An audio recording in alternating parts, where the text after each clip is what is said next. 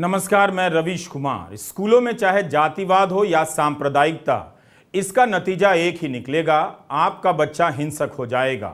शिक्षा के अधिकार कानून के तहत किसी बच्चे को मारना, मानसिक या शारीरिक शोषण करना, यह सब अपराध है और इसके लिए 5 साल की जेल और 5 लाख तक के जुर्माने का प्रावधान है।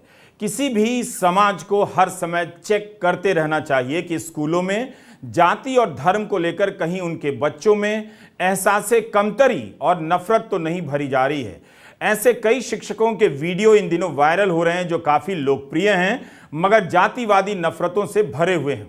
इस समय हम मुजफ्फरनगर की घटना की बात कर रहे हैं। इस घटना में सांप्रदायिक एंगल होने को लेकर कई तरह के विवाद हो गए हैं, लेकिन प्रिंसिपल बच्चों को बुलाकर कहती हैं कि इस एक बच्चे को मारो, इसे लेकर कोई विवाद नहीं है और ना तृप्ता त्यागी ने इससे इनकार किया है। हमारा आज का फोकस मुजफ्फरनगर के अलावा कठुआ की घटना पर भी है और हम यह भी देखेंगे कि किस तरह स्कूलों से लेकर कॉलेज और प्राइवेट कोचिंग संस्थानों में एंटी मुस्लिम जहर फैल रहा है, जिससे हमें सावधान रहने की जरूरत है।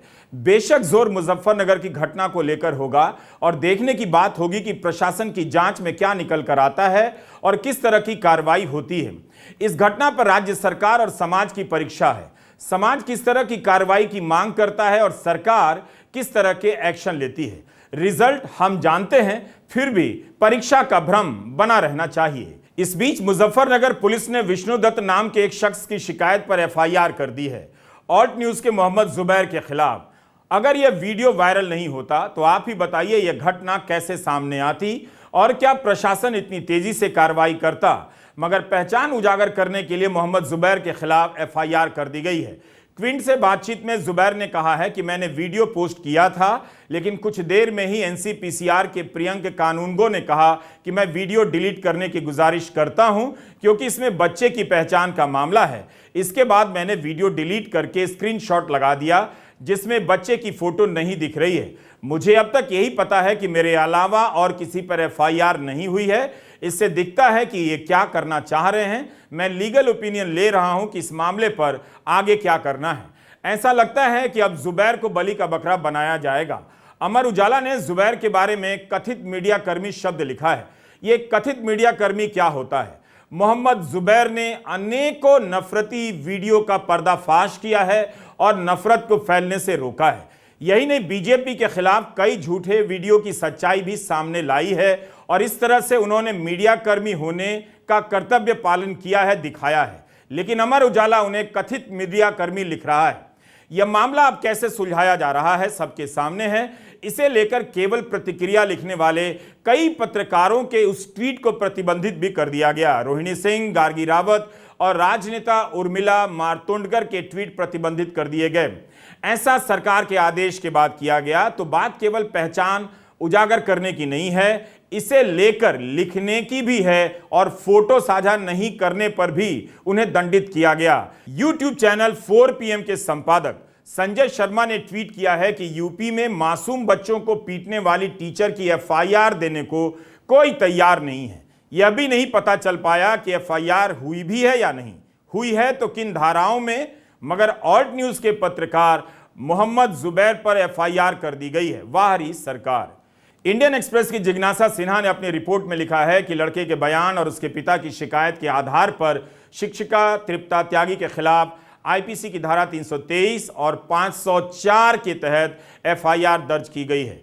हम अपने वीडियो में रोहित के बनाए एनिमेशन का सहारा ले रहे हैं ताकि इस घटना को ठीक से आपके सामने रख सकें।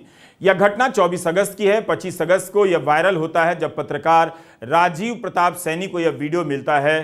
तब से लेकर 28 अगस्त के बीच इस घटना को लेकर कई सारे बयान आ चुके हैं और बयान बदल चुके हैं। मुस्लिम बच्चे के परिवार से मिलने और समझाने की कई घटनाएं सामने आ गई हैं। शुरुआत में उस वीडियो की बात करते हैं जिसे लेकर कई सारे सवाल उठाए जा रहे हैं। हम मुजफ्फरनगर की घटना के संदर्भ में बच्चों की तस्वीर नहीं दिखा सकते, नाम भी नहीं ले सकते, यह अपराध है, इसलिए एनिमेशन का सहारा ले रहे हैं। वैसे जब किसान नेता उन बच्चों को मिलाने गए तो बाल आयोग की चेतावनी के बाद भी उस वीडियो को वायरल किया गया और मीडिया के सामने दोनों बच्चों को सामने लाया गया। उनके खिलाफ भी क्या कार्रवाई होगी, जिसमें दोनों बच्चों का चेहरा साफ साफ दिख रहा है, वहां मौजूद समाज के लोग देख रहे हैं।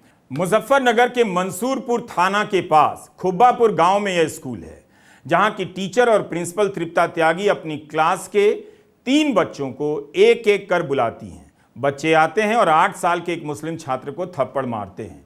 बच्चे टीचर के कहने पर ऐसा करते हैं। जब बच्चे धीरे से थप्पड़ मारते हैं तो टीचर जोर से थप्पड़ मारने के लिए कहती हैं। वीडियो में तृप्ता त्यागी कह रही हैं कि जितने भी मोहम्मदन बच्चे हैं इनकी मां चली जाओ। यहां पर वीडियो बना रहा चाचा हंसता भी है। इस बीच 2 और बच्चे उठकर आते हैं और बच्चे को मारते हैं। टीचर तीसरे बच्चे से कहती हैं कि अब की बार कमर पर मारो। बच्चा कमर पर मारता है। एक और वीडियो है, उसमें एक लड़की भी उठकर आती है और जोर से थप्पड़ मारती है। बच्चा रोता रहता है। टीचर कह रही हैं कि क्या ऐसे मार रहे हो, जोर से मारो, मुंह पे ना मारो, मुंह लाल हो रहा है। टीचर शिकायत कर रही हैं कि 5 का टेबल करवाया था, याद नहीं किया। जो पहला वीडियो वायरल हुआ है वह 40 सेकंड का है। उसमें बच्चा रो रहा है मगर शिक्षक के प्रोत्साहित करने पर बच्चा और बच्ची थप्पड़ मार रहे हैं। यह वीडियो इसलिए वायरल हुआ कि इसे रिपोर्ट करने वाले पत्रकार का नाम राजीव प्रताप सैनी है। उसी के बाद से वीडियो वायरल होता है।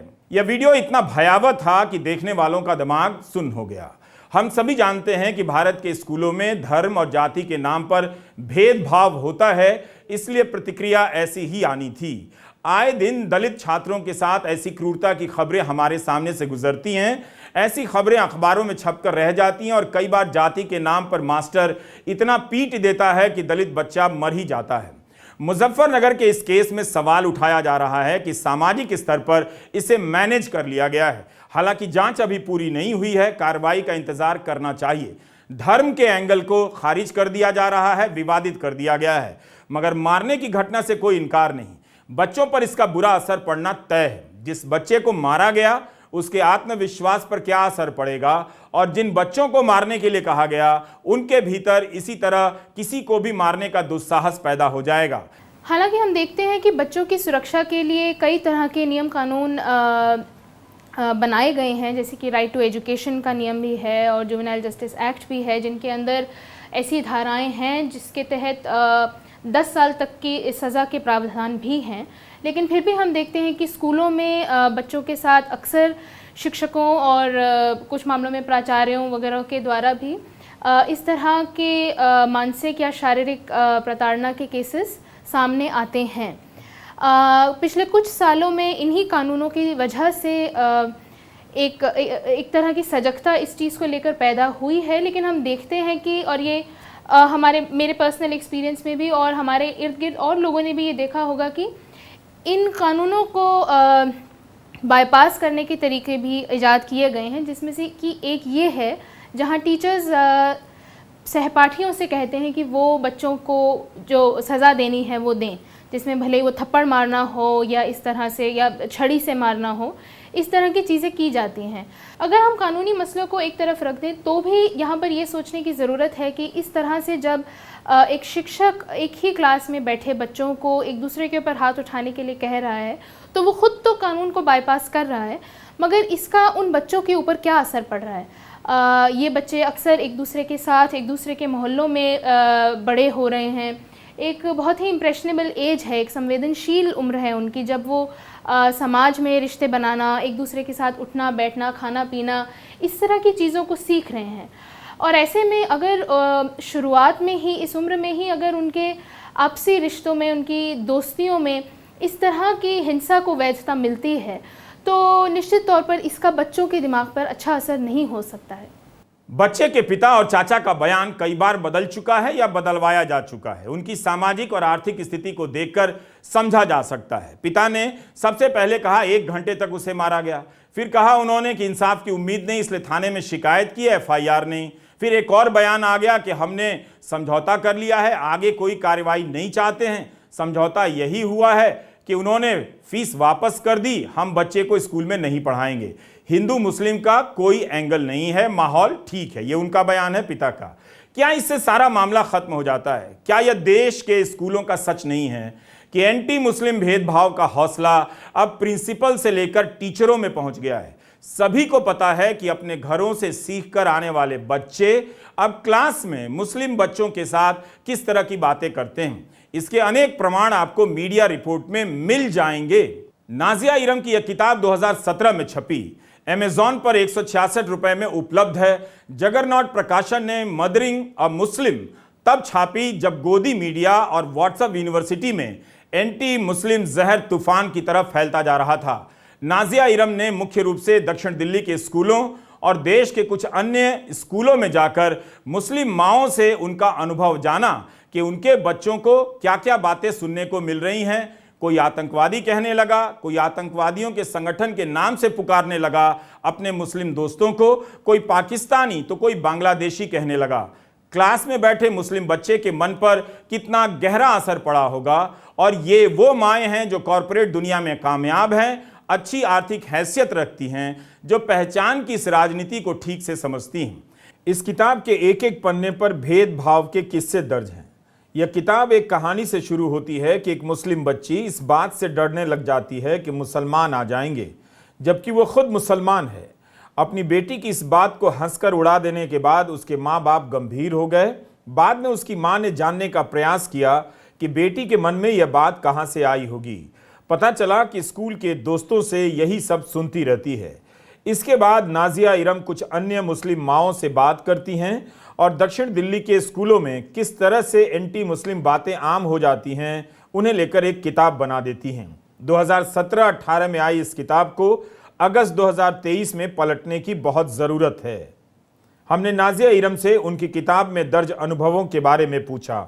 It was very disturbing because almost 85% of the people I spoke to said that their children had been bullied on the lines of religion. उनको मारपीट हुई उनके साथ बुलिंग हुई है या उनको ऑस्ट्रेसाइज किया गया है उनके मुसलमान होने के लिए। ये बहुत ही परेशान करने वाले वाक़या मेरे साथ शेयर किए गए हैं जो मैंने किताब में डाल लिखे हैं। फ्रॉम एज यंग एज 5 साल, मतलब 5 साल में आप और मैं तो शायद जानते भी नहीं थे कि हमारे रिलीजन क्या है या हिंदू क्या होता है, मुसलमान क्या होता है। लेकिन आज बच्चे स्कूलों में एक दूसरे को बोल रहे हैं कि क्या तुम मुसलमान हो। मेरे माँ बाप ने बोला है तुमसे मुसलमानों से नहीं बात करने के लिए। They start hitting each other and छोटे होते हैं तो फिर भी कंप्लेन हो जाती है। वो आके अपने माँ बाप से जब पूछते हैं कि क्या मैं टेररिस्ट हूँ या क्या मैं पाकिस्तानी हूँ तो parents take it up with the school.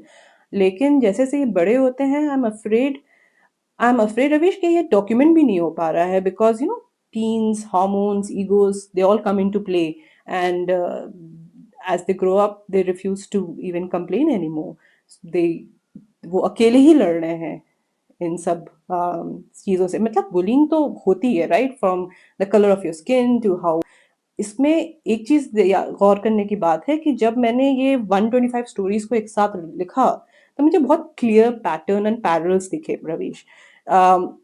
ये पैटर्न ये था कि रात के 10 बजे जो बुलेटिन से बोला जा रहा है वो सुबह के 9 बजे के क्लासरूम्स में रिपीट हो रहा है। बहुत सिंपल और क्लियर पैटर्न है कि रोज आप लैंड जिहाद करेंगे, वाटर जिहाद करेंगे, लव जिहाद करेंगे, तो वो आपके कॉन्वर्सेशंस में आ जाएगा। आप कब तक बचेंगे इस मिस इन्फॉर्मेशन और डिस इन्फॉर्मेशन से। आप न्यूज़ बंद करेंगे अपनी तो न्यूज़पेपर है, आप न्यूज़पेपर बंद करेंगे तो सोशल मीडिया है।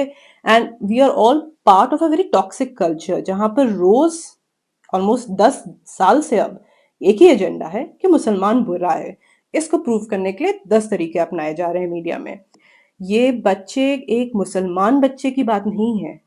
यहाँ पर हमें ये गौर करना है कि हर बच्चा जो हेट चैनल करता है, चाहे वो बुली करता है या किसी को कुछ बुरा कहता है या किसी को मारता है, बिकॉज उसको बताया गया है कि इट्स ओके टू हेट। यही बता रहे हैं ना हमारे टीवी की डिबेट्स रोज कि it's okay to hate, it's okay to call people names. तो वो जब बच्चा करता है तो वो भी उसी नफरत का शिकार है। नफरत मजहब नहीं देखेगी, नफरत हमारे हर बच्चे को इक्वली निकल जाएगी। तो as adults we are failing our kids.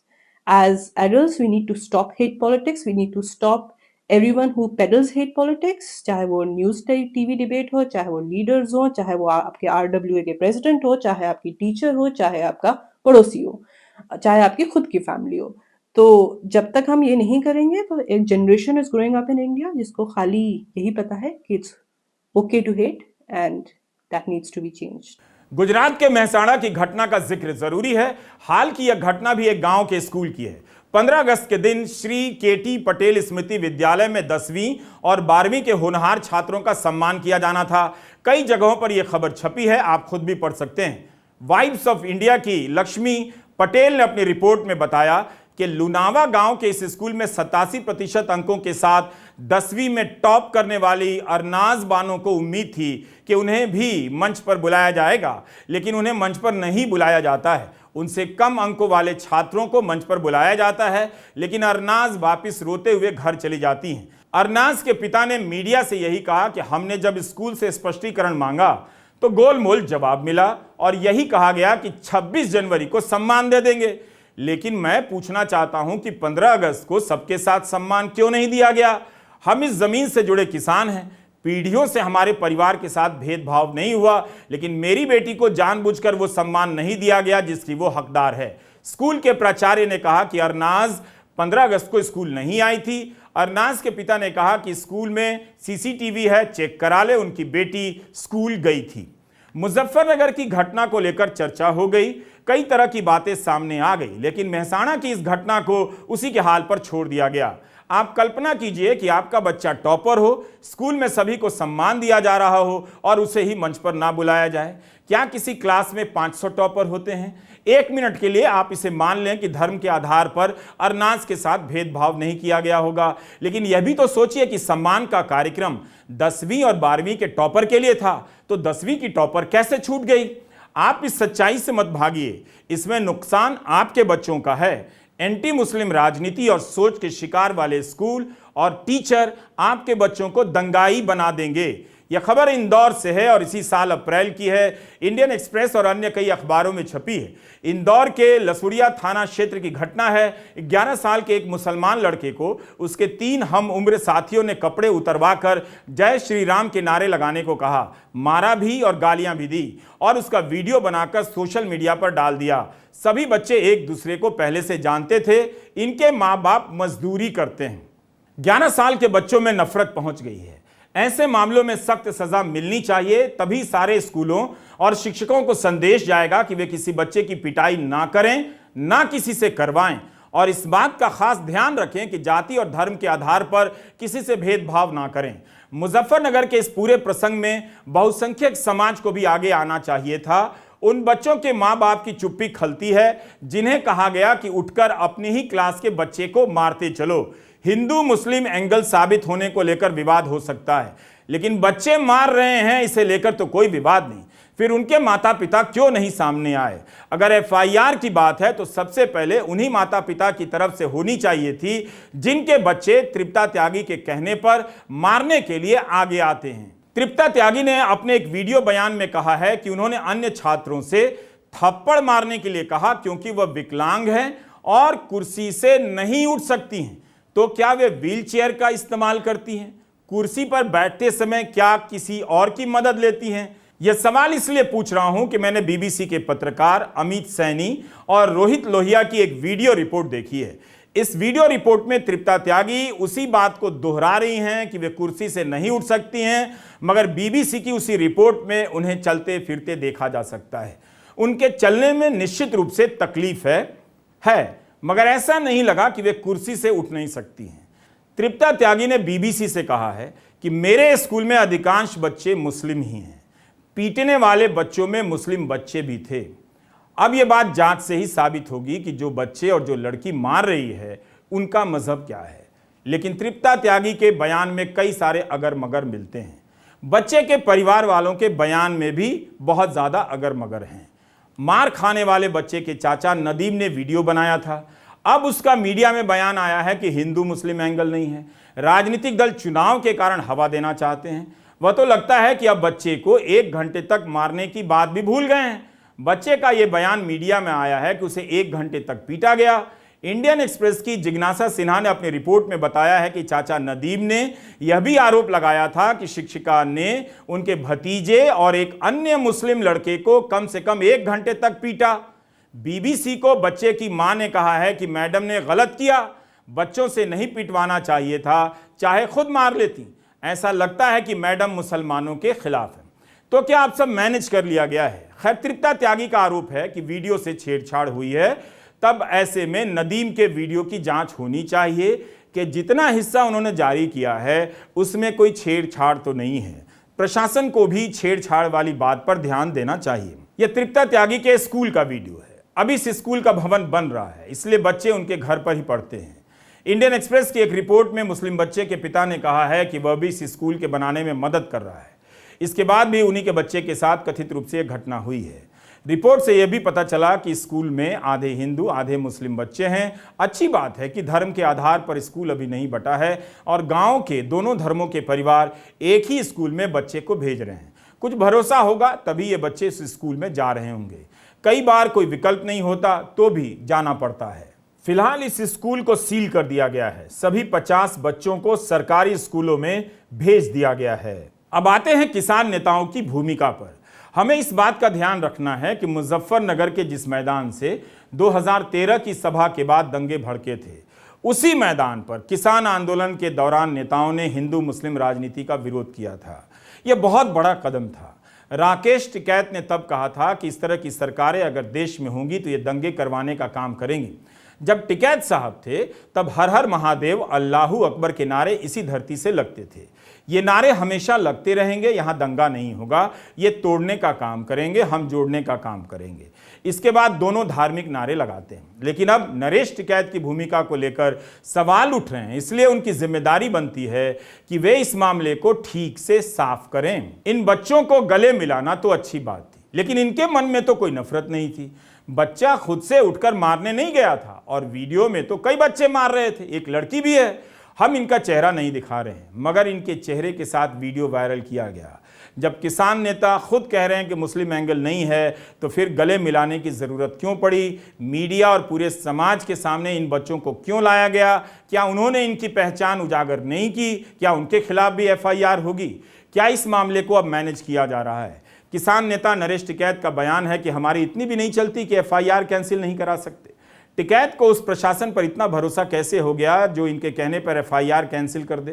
क्या टिकैत किसी के इशारे पर यह सब काम कर रहे थे? क्या किसान नेता यह समझ रहे थे कि अगर केस मुकदमा और सजा तक बात पहुंची तो मामला तूल पकड़ लेगा और किसी और का पलड़ा भारी हो जाएगा, राजनीतिक लाभ उठा लेगा और मामला उनके हाथ से निकल जाएगा? मुजफ्फरनगर से बीजेपी सांसद और केंद्रीय पशुपालन और डेयरी राज्य मंत्री संजीव बलियान बच्चे के परिवार से मिलने जाते हैं और तृप्ता त्यागी से भी।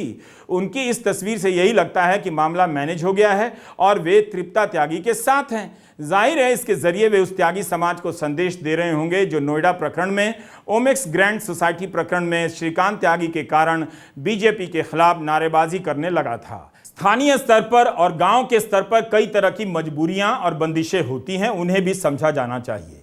दबाव भी होते हैं, मगर संजीव बलियान की सक्रियता से नहीं लगता कि यह केवल व्यवहारिक और मजबूरियों का मामला है। यह सवाल भी पूछा जा रहा है कि अगर ठीक इसी तरह के प्रकरण में शिक्षक मुसलमान होता तो सबकी प्रतिक्रिया क्या इसी तरह से होती?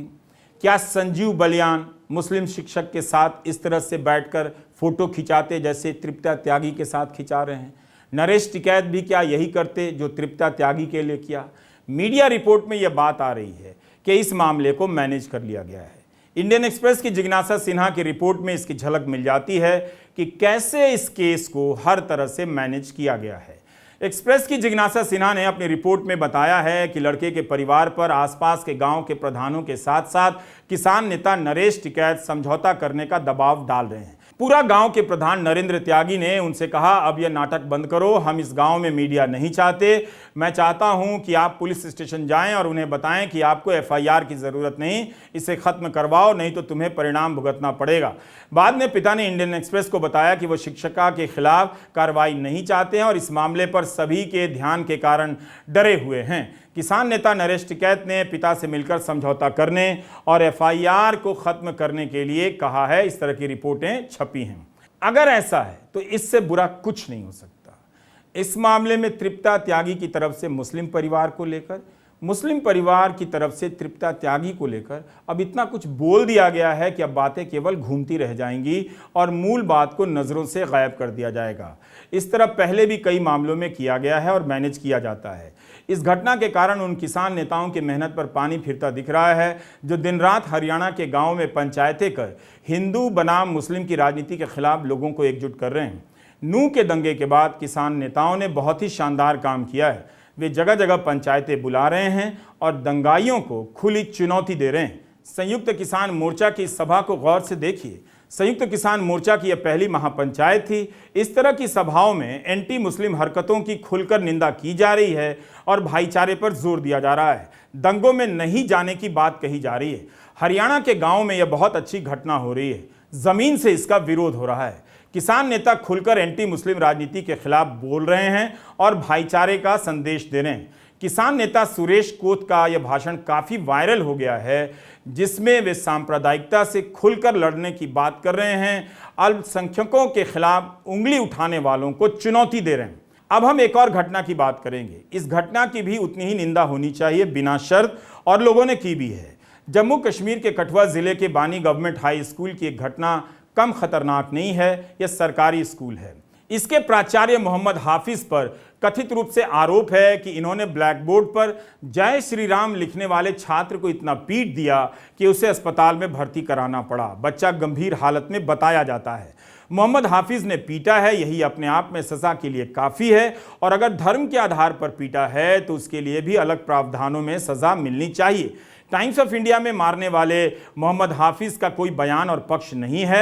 उन्हें गिरफ्तार कर लिया गया है। अखबार ने लिखा है कि छात्रों ने बताया कि जय श्री राम लिखने के बाद उर्दू के टीचर फारूक अहमद छात्र को घसीटते हुए प्राचार्य मोहम्मद हाफिज के पास लेकर गए और उन्होंने छात्र को काफ़ी पीटा। इस घटना के बारे में और ज़्यादा जानकारी नहीं है, ना ही हम जुटा सके हैं। इस घटना के विरोध में स्थानीय लोगों ने स्कूल के बाहर प्रदर्शन किया। इतनी बड़ी संख्या में भीड़ गेट तोड़कर परिसर में घुस आई। इससे वहां पर मौजूद अन्य छात्रों को भी खतरा हो सकता था। लेकिन मुजफ्फरनगर मामले में कोई भीड़ नहीं थी जो प्रदर्शन करने पर उतरी, बल्कि पिता को समझाने अलग अलग संगठनों के नेता आ गए। मामला शांत कर दिया गया। कठुआ मामले में ज्यादा जानकारी नहीं है। अभी इसकी सत्यता पर कोई ठोस दावा सामने नहीं आया है, पर इसकी जांच होनी चाहिए कि बच्चे ने बोर्ड पर जय श्री राम क्यों लिखा, उसे क्यों लगा कि लिखना चाहिए, क्या क्लासरूम इसके लिए उपयुक्त जगह है। यह बात उसके जहन में किस राजनीति से आती है। हमने इस स्लोगन का क्या किया, इस नारे को बुलवाने की राजनीति को हम अनदेखा नहीं कर सकते। मगर इसका मतलब कतई नहीं कि प्राचार्य को अधिकार है कि उसे पीट दें। हमारे सामने एक मौका है कि तृप्ता त्यागी, मोहम्मद हाफिज और फारूक अहमद के खिलाफ कड़ी कार्रवाई हो और स्कूलों को संदेश भेजा जाए कि सांप्रदायिकता से दूर रहें। बच्चों को पीटना आपका अधिकार नहीं है। प्रशासन ने इस मामले की जांच के लिए 3 सदस्यों की समिति बना दी है। 2 दिनों के भीतर रिपोर्ट आ जाएगी, तभी सारी बातें सामने आएगी कि मामला क्या था। तब तक हमें इंतज़ार करना चाहिए। इस घटना के खिलाफ कई जगहों पर जम्मू डिवीज़न में प्रदर्शन हुए हैं। मुजफ्फरनगर में मेल मिलाप और कथित रूप से मैनेज कराया गया। यह भी अंतर है और इसे रेखांकित करना चाहिए। इसकी रिपोर्टिंग हुई है कि जम्मू में इस घटना के खिलाफ प्रदर्शन हुए हैं। ज़रा इसकी भी रिपोर्टिंग खोजिए कि स्मार्ट मीटर लगाने के विरोध में और जम्मू पठानकोट हाईवे से टोल नाका हटाने को लेकर शनिवार को जम्मू डिवीज़न में बंद का आह्वान किया गया और कई बड़े बाजार पूरी तरह से ठप रहे। क्या ये खबर किसी चैनल पर आपने देखी? बहरहाल तृप्ता त्यागी इंटरव्यू दे रही हैं और मोहम्मद हाफिज और फारूक अहमद जेल में हैं, जबकि किसी को राहत नहीं मिलनी चाहिए। टाइम्स ऑफ इंडिया ने लिखा है कि मार्च 2022 में जम्मू के किश्तवाड़ के एक सरकारी स्कूल की कुछ लड़कियों ने आरोप लगाया कि राष्ट्रगान के बाद भारत माता की जय के नारे लगाने के लिए उन्हें धमकियां दी गईं। राजस्थान कोटा की एक घटना का जिक्र करना चाहता हूं। इसी साल जून की घटना है। एक कोचिंग सेंटर में मुस्लिम बच्चे नमाज पढ़ रहे थे। वहां पर बहुत सारे हिंदू बच्चे जमा हो गए और जय श्री राम का नारा लगाने लग गए। दोनों में कोई संबंध नहीं था। लाखों रुपए लगाकर आप उन्हें पढ़ने भेजते हैं और वहां भी बच्चे इस तरह की राजनीति के शिकार हो रहे हैं। उन्होंने यह सब कहां से सीखा है आप जानते हैं। सांप्रदायिकता की आग स्कूल, कॉलेज, कोचिंग सेंटर में फैल चुकी है। इस खेल में शिक्षकों से लेकर स्कूल का प्रशासन, बच्चे के माँ बाप, दादा दादी, नाना नानी सब शामिल हैं। सबको पता है, कोई अनजान नहीं। आपके बच्चों को परिवार और संस्थानों के द्वारा भविष्य का दंगाई बनाया जा रहा है। वे कब धक्का मुक्की करते हुए, नारे लगाते हुए किसी की जान ले बैठेंगे या कानून तोड़ देंगे पता नहीं। और इसके नाम पर नेता राज करेगा, आप केस लड़ेंगे। अंकिल आंटियों से सावधान रहने का टाइम आ गया है। उन्हें भी नहीं पता कि वे अपने बच्चों के लिए कैसी आग का इंतजाम कर रहे हैं। उन्हीं के लिए हमने व्हाट्सएप अंडरवेयर और बनियान लॉन्च किया है, ताकि अपना लक और दिमाग जंगल में छोड़ाए ऐसे अंकिल लोग व्हाट्सएप अंडरवियर ही पहनकर चलें और चलते हुए नजर आएं। नमस्कार, मैं रविश कुमार।